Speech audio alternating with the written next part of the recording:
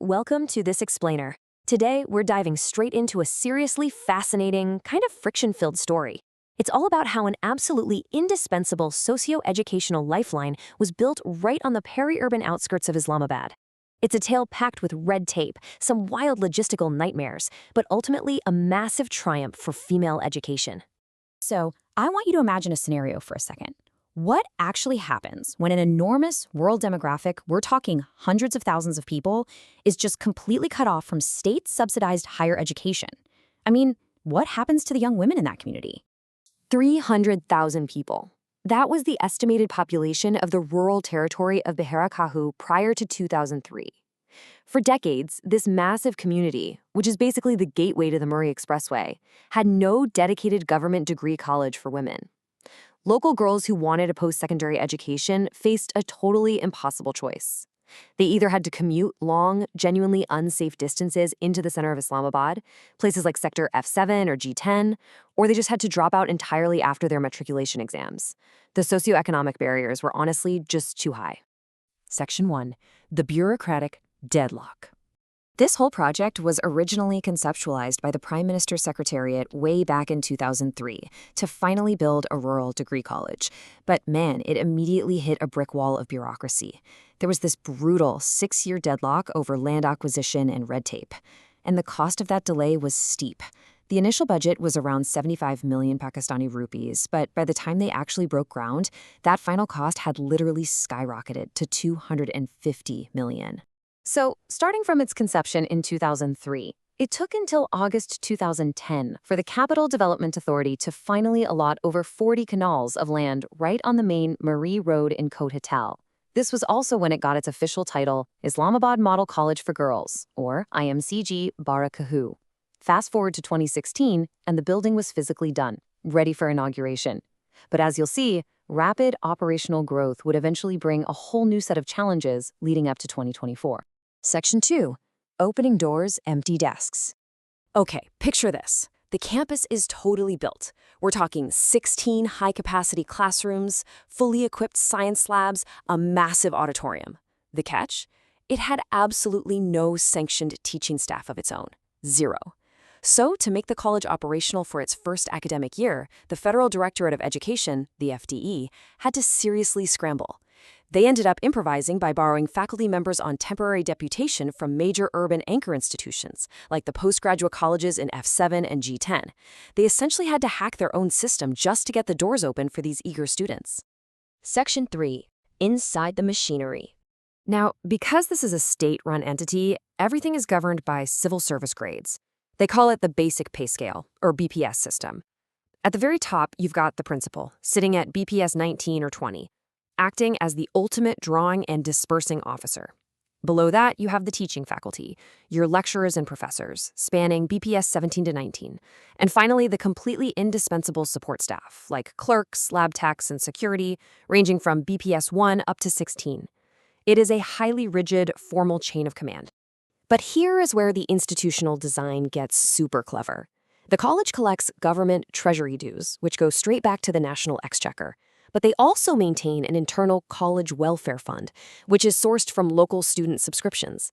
The absolutely crucial point here is that this internal fund gives the principal the immediate cash flow needed to hire short-term help or fix urgent issues, like a broken electrical panel, completely bypassing the painfully slow federal approval process.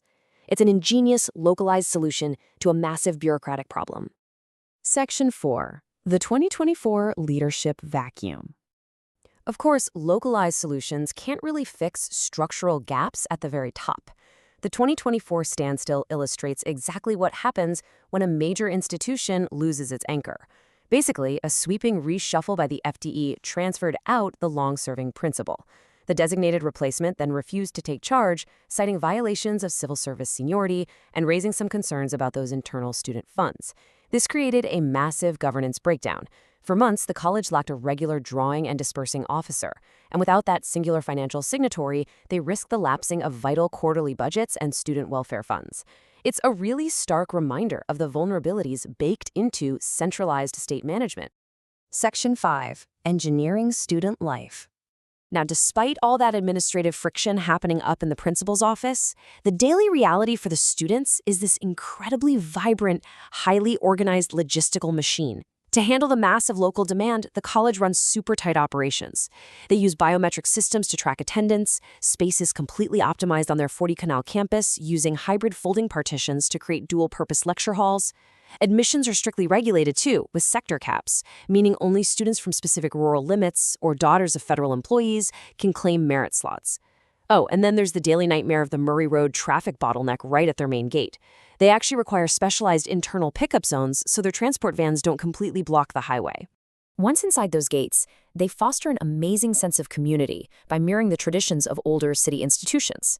Right upon enrollment, students are sorted into administrative houses named after prominent historical figures, like Fatima Jinnah and Aisha houses. And because of enclosed courtyard security requirements, the students host these intense internal badminton and table tennis tournaments, along with traditional Urdu debates. It's a thriving, buzzing microcommunity. Section 6. The Academic Shift. The college's academic offerings are seriously impressive. All tracks are officially validated by the Higher Education Commission and Quaid-i-Azam University. They have dedicated labs for the sciences, physics, chemistry, biology.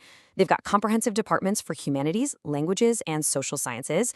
They offer foundational intermediate groups all the way up to full 4-year Bachelor of Science degrees. It literally bridges the entire gap from secondary schooling to university graduation right there in their own neighborhood. But the standout track? That has to be ICS, or Intermediate in Computer Science. It's experiencing massive localized enrollment growth. To support this, their central IT core is strictly divided between instructional projection spaces and practical terminals just to protect the hardware. But the real story here is the demographic shift. Conservative rural families in the area are actively pivoting away from traditional humanities and are heavily pushing their daughters toward digital literacy and computing paths. It is a profound, fascinating modernization of local ambitions. So, how is all this possible? Absolute affordability. As a state-run entity, monthly tuition ranges from just $500 to $1,200 PKR. Those heavy government subsidies are exactly what bypass the historic socio-economic barriers that kept these young women from pursuing higher education in the first place.